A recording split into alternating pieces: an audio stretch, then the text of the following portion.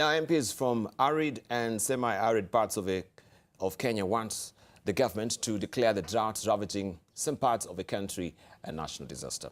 This as Agriculture Cabinet Secretary Willie Bate assured that the county had enough food.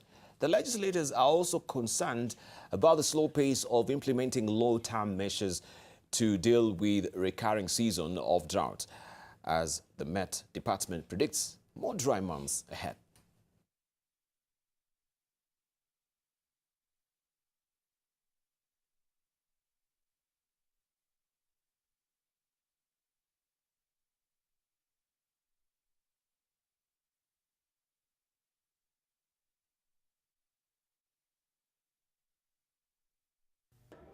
If it will not next one month, I can assure you in Tiati we will lose all the livestock, and especially cattle, and that is a major source of livelihood. So what follows next is that people will start dying.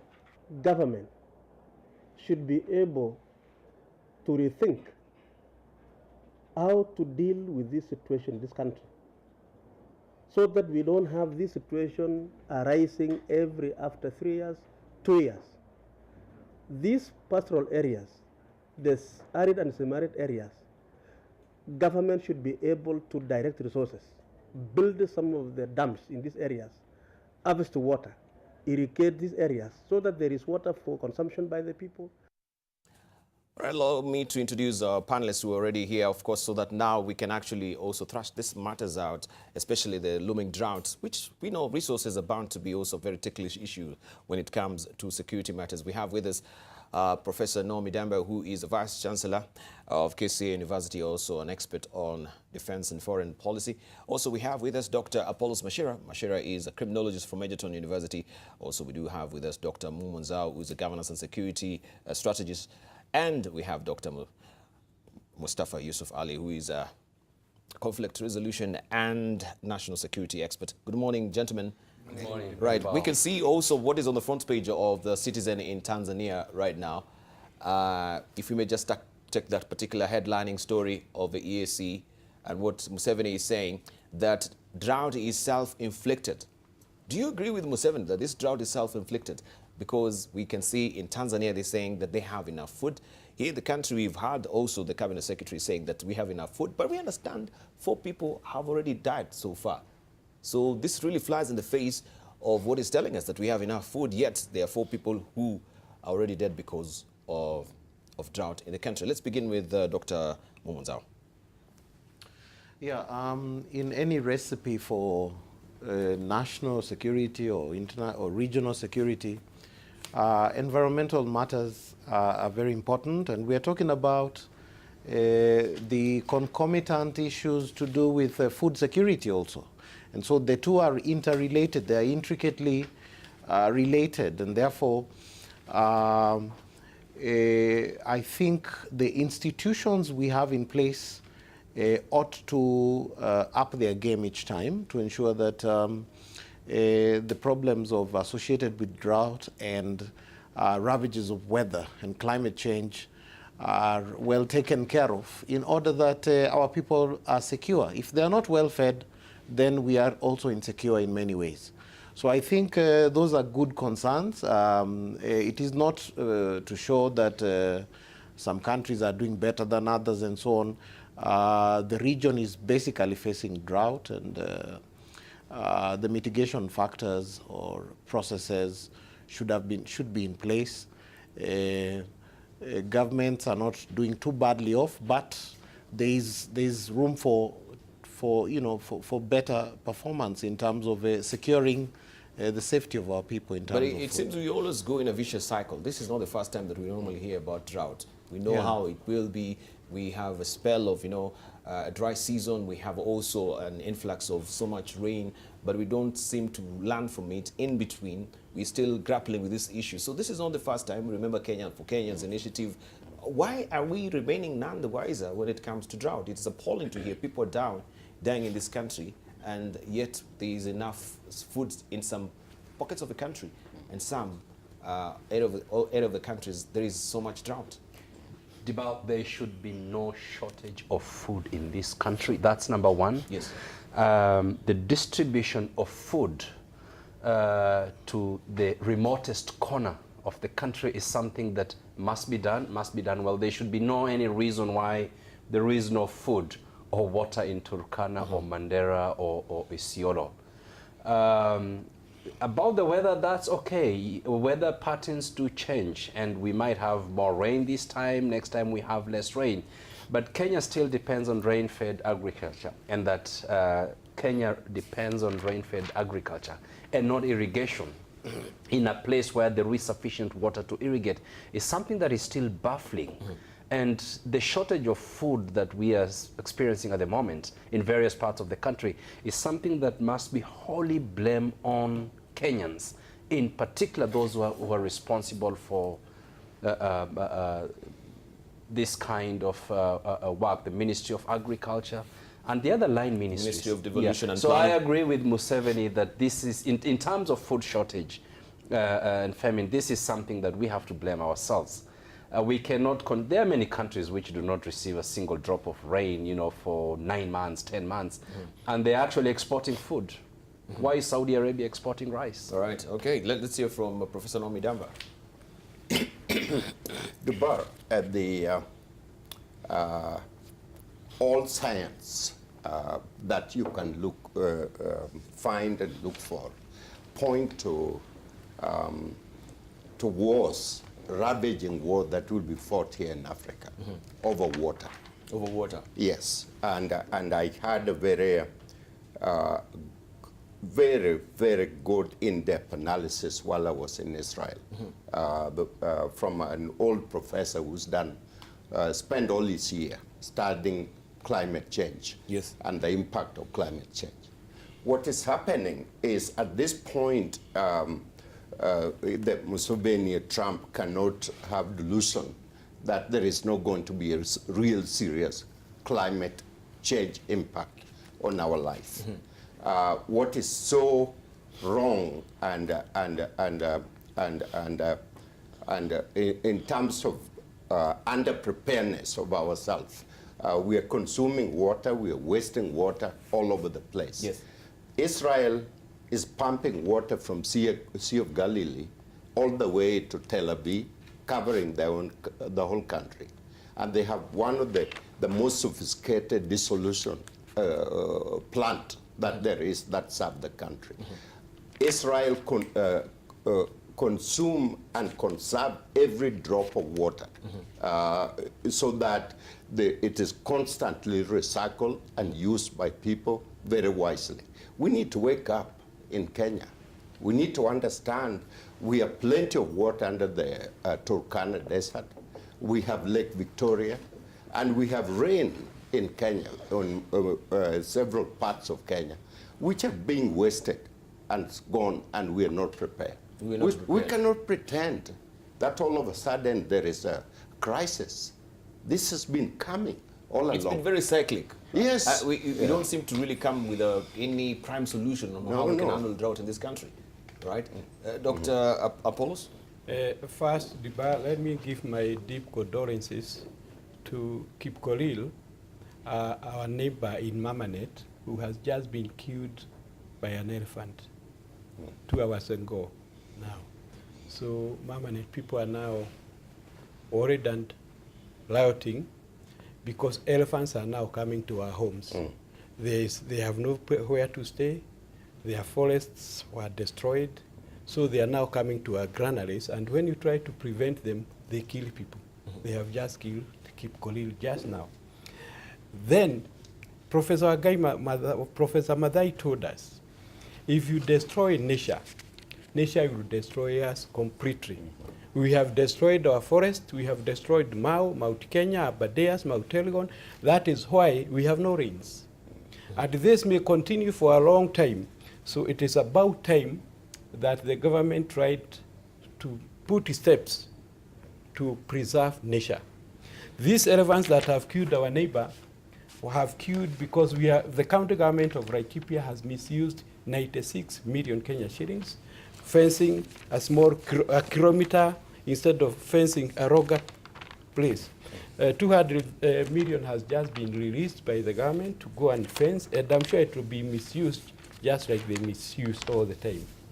Now, if you go to some of those pastoralist areas, animals are now grazing in farmers' places because they have nowhere to eat. So the Pokots and Saburus are bringing all the cows to some places in Laikipia. And I came from there yesterday. So we are fighting a very nasty situation because of this drought. Then the funny thing is that our government is a crisis-driven government. Now they have appointed 8 members of parliament to go to Isiolo, Marsabit, Laikipia, Samburu to investigate why there is drought. So I'm wondering, how do you go investigate drought in Isiolo, Marsabit, Laikipia, Samburu? We knew, and you know, sometimes it's the weather and then nature. So I think we are not good enough in forward planning, and we must try to address these issues before they come. So the weathermen and the early warning systems. Okay, but this is also, we have seen the government has gone full steam ahead to tell us that we have a large expanse of water aquifers in Turkana. But we've never been told, since they announced, I think this is 2 years ago, what the plan has been to actually try and harness this water table that is lying, you know, in Turkana.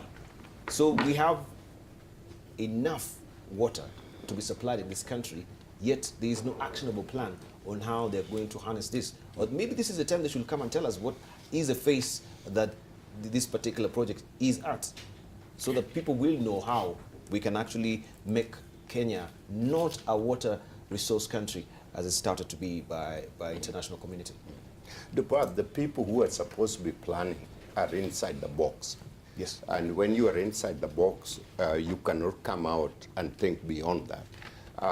All the evidence, all the research that are presented, which is available to anyone who care to look at, is there. The issue is what is happening with planning and execution of that plan. The projected table of water we have in Turkana is for 70 years. And then we have Lake Victoria, which need to be conserved very wisely.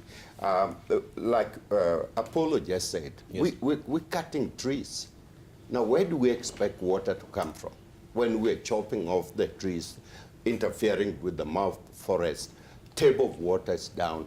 What do we expect to happen after this thing? Mm-hmm. We need to be talking about this on weekly, daily basis. We need to be teaching little kids in preschools and primary schools how to conserve and use water wisely, mm-hmm, now and for the future. Those are the kind of things that need to happen. All right, should it you know, we are talking about this here in Nairobi, and we are a bit comfortable. But we see last week, they stopped, we stopped washing our vehicles. Yeah. The next way forward, we shall stop washing our bodies. Because we are putting a lot of politics into some of these things. When we want to bring water to Nairobi, we want to, you know, some politicians, you know, it's a kind of a game. Yes. Praying with water, not taking long-term, yeah, you know, plans for our lives. So yeah, Nairobi, we are laughing now, but within another month, we shall have a rotation of washing, you know, baths. Every 3 days you take bath. Yeah, let's hear from Dr. Mustafa. But I do not think that we in Kenya are taking our environment seriously. I mean, just look at Nairobi. If you live along Kericho Kubwa River, yes, it's just a constant stench of sewage, effluent moving into that particular river. Yes. And the residents, they are suffering. NEMA does not care. NEMA has been approached. The Ministry of Environment does not care. And what we are seeing on Kericho Kubwa and some of the rivers within Nairobi is what is replicated all over the country. Even environmental issues have been politicized. The issue of the water towers in Maus, all these issues were politicized. And I don't understand why we have to politicize all issues in this country. If you ask me, the late Michuki, yes, that was the man, yeah, when he was the Minister for Environment, there were changes. I mean, of course, he was there for a very short time, but surely there must be some kind of a strategic plan to address issues environmental in this country. But it's, as is true for many other sectors, nothing is being done to address strategic issues. And this issue of drought and famine is going to really disturb this country. It could even change election results. Who knows, in August? Yeah, we have people who are weak, they cannot walk to polling stations. I mean, that also is bound to affect. If only we lose one vote, we lose, you know, one voice. And as Mumo said, it's a question, it moves directly onto matters of national security. Food security is a very important issue that must not be underestimated. So should we declare it a national disaster? It's a national security issue. It's a national security issue. Yes, correct. All right. And also, there's some of the knee-jerk reaction we can see also inside the standard as well. This is a warning to people who are owning car washing dens here in the country. It says car wash businesses ordered to shut down. Nairobi City Water and Sewerage Company yesterday ordered the closure of all car wash businesses in the city. In a statement, the company said it was forced to make the decision to conserve water. This is aimed at water conservation as vendors use treated water to wash vehicles, which is prejudicial during these difficult times, read the statement. And you can see also Nairobi governor there wearing a stern face. Be warned.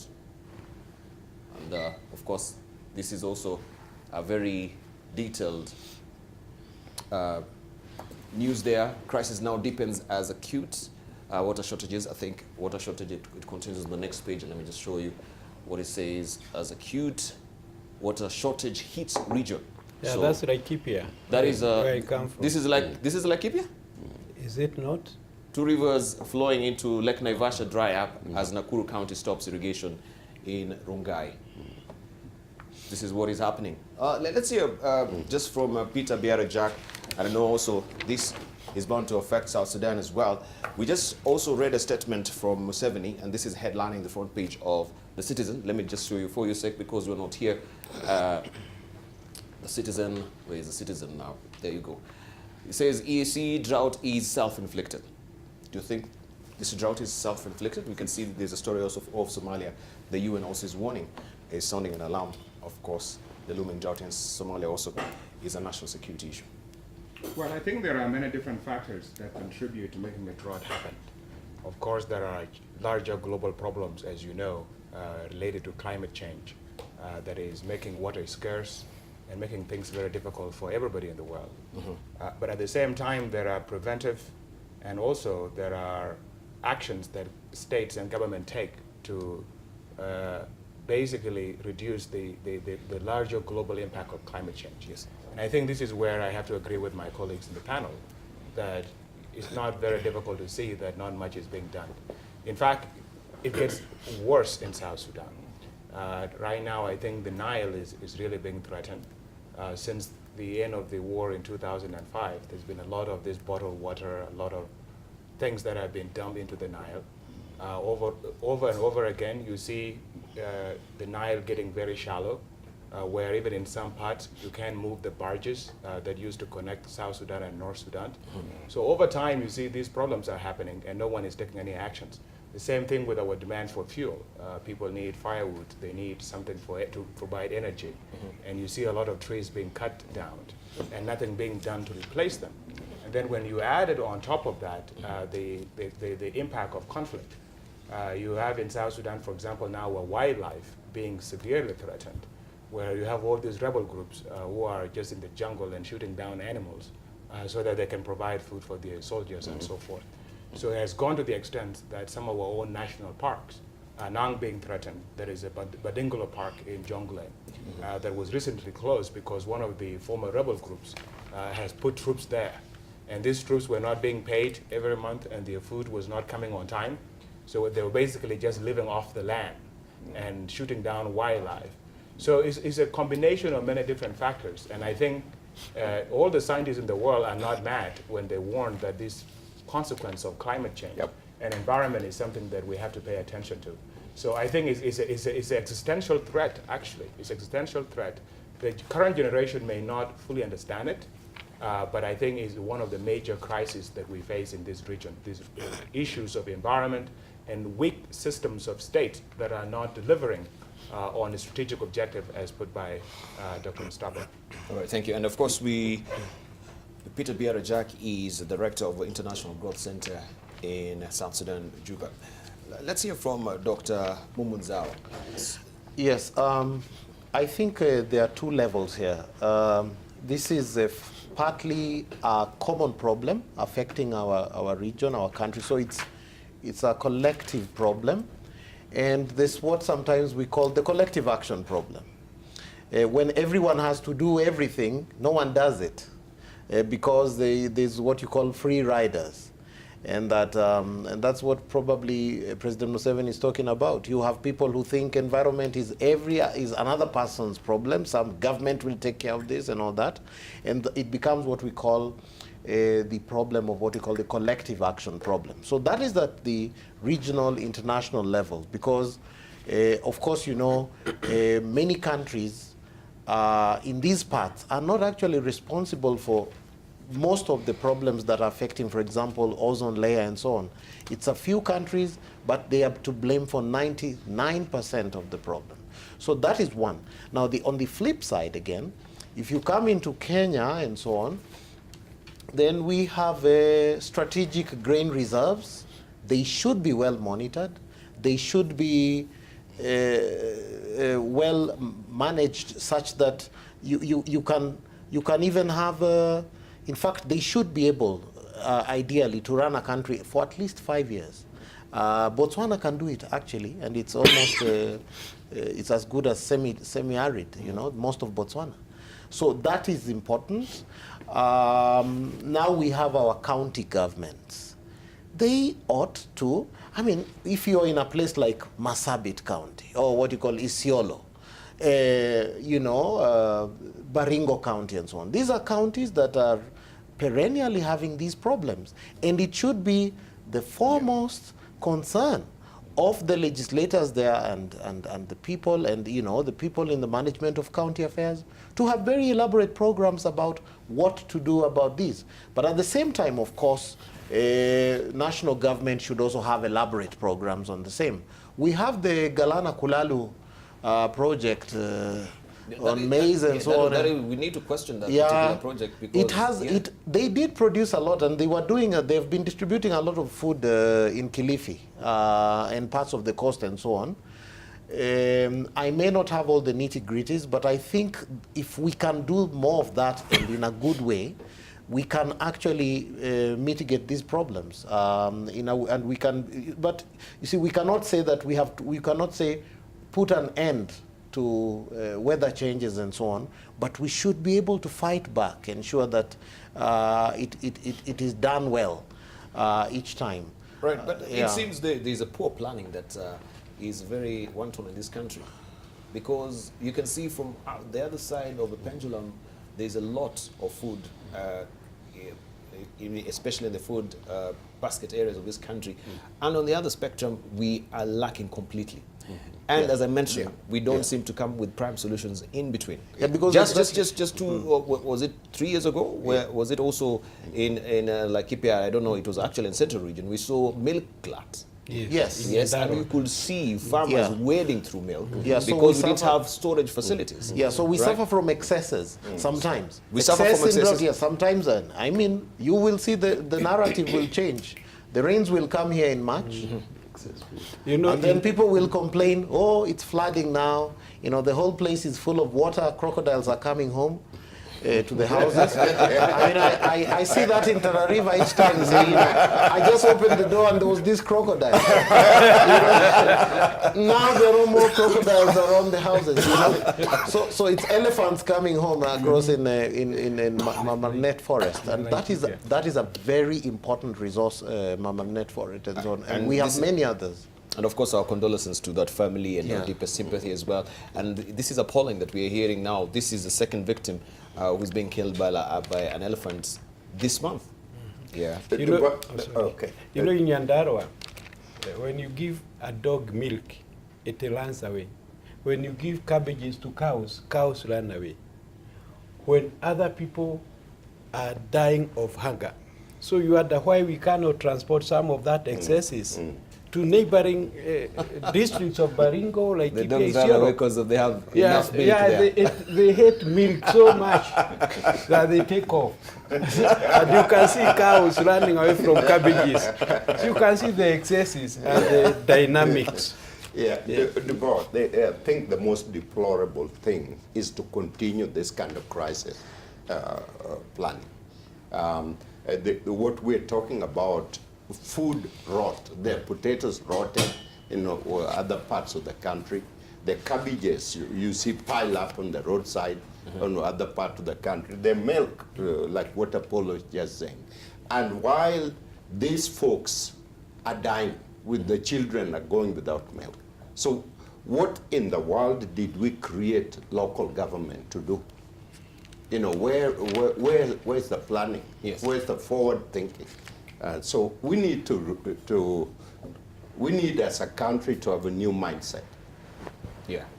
We need a new mindset altogether. Let's wrap it up, and you have a final comment you know, on this. it's only now, after people are dying and animals are dying, the Ministry of Devolution has suddenly realized that the docket of drought and famine is with them. Now they are saying they are going to take food. But before they take food, some people will have died. Let me say this. The worst conflict we shall have in this continent is environmental conflict. Yes. Yes. Because Sahara Desert and Kalahari Desert are coming towards the equator fast and furious. So when they all merge at the equator, the first country that will start war is Egypt, because of the Nile Treaty, because we shall start controlling the Blue Nile and the White Nile. Egyptians, with their 1927 Nile Treaty, they are prepared to start the war for Africa. That would be the worst conflict we are going to have in this continent, unless we take, early warning measures to address the issue of climate change. Right. So I think just in terms of statistics, just 1 second only. The world produces enough food for 12 billion people every year. Yes. But a lot of that food is wasted. In most African countries, 40% of the total harvest is wasted in post-harvest loss. If that's one of the areas that governments in Africa need to look at very, very closely, so that food is not wasted and is actually stored. And lastly, the issue of subsidies. Farmers in the north are subsidized. Our farmers are producing less and less because it does not make economic sense to produce food on a large scale. And they are making losses increasingly every year. Governments again have to come in and protect that sector so that more food can be produced. Thank you. And of course, I think Professor Noami Damba, you've been on this program saying that the next war is not going to be the war about geopolitics, but geopolitics still is resources, but it's going to be a war on resources, and one should be water as well. Correct. Thank you very much. Right, and of course we shall be looking at these issues also much later in the course of the program. But attend a reminder on what we're asking you this morning. You're watching Standing on Guard, where we discuss issues on security matters. And of course, yesterday we saw, or the day before yesterday, the president deploying the MRPs. If you don't know what MRPs are, these are armament vehicles for the police. And we're asking you, do you think the newly acquired MRPs will heighten security in the country? Do you think the newly acquired MRPs will heighten security in the country? Hit us on Twitter. AM Live NTV is our Twitter handle. Also, AM Live NTV is our profile name on Facebook. And there's a lot of reactions that we can see also on social media. That is, let me try and just pick one or two. Somebody is saying here, this is in regard to drought, that they are jokers. The drought caused it rained heavily last week. Right? This is what someone is saying regarding also the ongoing drought. Regarding Wario, he's saying Wario should be in jail, not in office. This is a story we ran a fuss about Wario, who is to be prosecuted according to the director of prosecutions. Then we have someone, It says, MPs to investigate drought in Isiolo is a waste of time. Apollos has summed it by quoting Wangari Maathai. Also, somebody saying, because if they don't elect good leadership, they will die from that hunger. They must vote. And Kenya police only know how to react. That cannot curb insecurity unless they start to act and not wait for an event. This is in light of a question that we just asked you about security. So keep them coming through. We shall be sampling some of them and, of course, squeezing them back also on our screen for you to read. Retired Anglican Archbishop Dr. Eliud Obukala will now take over as the chairman of the Ethics and Anti-Corruption Commission once he has been sworn in by the president. Parliament unanimously approved the appointment of Obukala, but says the secretariat at the EACC needs to be vetted or dissolved, and that he needs political goodwill from the executive, I should say, and the legislatures to work effectively. The National Assembly also approved the appointment of all the 6 commissioners and the chairman of the IBC, Wafula Chebukati. The National Assembly Justice and Legal Affairs Committee, in its 43-page report, found all the nominees suitable to serve. The nomination of Chebukati. It's not the Anglican Church. Neither is it any religious activity. He is walking into a very dangerous institution called the Kenya Anti-Corruption Commission, where corruption fights back. We will never fight corruption in this country unless we dissolve that secretariat. The Speaker, we must dissolve. If we want Bishop Wabukala to succeed, we must dissolve the Secretariat of Anti-Corruption. All right, so we have the looming hunger that should be declared a national disaster. Also, we've had MPs saying that corruption in this country should be declared a national disaster. I want to also draw attention to the editorial cartoon today in the People Daily. This is according to Stano, and this is what he's done for you. This is in regard to what we've also shown you as the chair of EACC. Now we have Eliud Wabukala, and we can see the journalist asking here, Bishop, how are you going to stop the thieves in a biblical way? So people were saying we've had all manner of chairmen or the chairperson of the EACC, but from every quarter now we have it from the clergy, and we can see the journalists here. And then Wabukala is here with the Bible saying the thief comes only to steal and kill and destroy. I come that they may have life and have it abundantly. So this is flying in the face of what really the Bible, I think he's misquoted the Bible there, the way Jesus really said this. Yeah. So is he coming that now the pose of goons and the corrupt cartels in this country, they'll have life and have it abundantly? Yeah. Let's talk about Eliud Wabukala as the chair of EACC. Let's listen from, because we had it last, from Dr. Mumo. There are 2 things here. I think first is the political culture in the country, and the other one is about legal and institutional issues. Fundamentally, you cannot fight corruption effectively in a country where corruption is fashionable. And there are a lot of people who just think my small corruption here is not as bad. Let's shout about mega corruption out there. But you know, I can always find my way through small things here and all that. So that culture has to change. But at the same time, we need to make corruption a criminal issue, so that people don't just talk about he's corrupt and it's all, you know, newspaper fiasco. It's about people being taken to court and people believing that they are, because sometimes it's mind-boggling. It's like people don't believe it because they don't end up in court anyway, most of them. And sometimes it becomes a sort of political witch hunt and all this. Sometimes a circus and so on. All right. So we need to be careful. We need to say what we want, and we do it what we mean, because it has been reduced into just, you know, it's like, fine, corruption is there, we have to fight it and so on, but nobody is ready to bite the bullet and do the right thing. And I think we need to institutionalize, to work with the institutions, of course, support them with the correct national culture outlook. All right, but I want and to talk also, about, yes. And you know, prosecute if that is what, because people just say they're corrupt, okay, but nothing is happening in the courts. My question is very pointed. Do you think Webukala will bring any discernible difference in fighting corruption?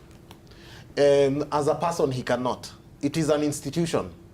I don't know how to praise somebody an individual. Do we have the political will? I think he has the bishop has the will and you know the stamina to move the thing, but he needs the institutional support. Okay, let's hear from Dr. Apollos, because we've seen the Bishop Webukala is not the first time that he's really talking or fighting against corruption. He's been the chair of the National Steering Committee, National Steering Campaign Committee against corruption in this country.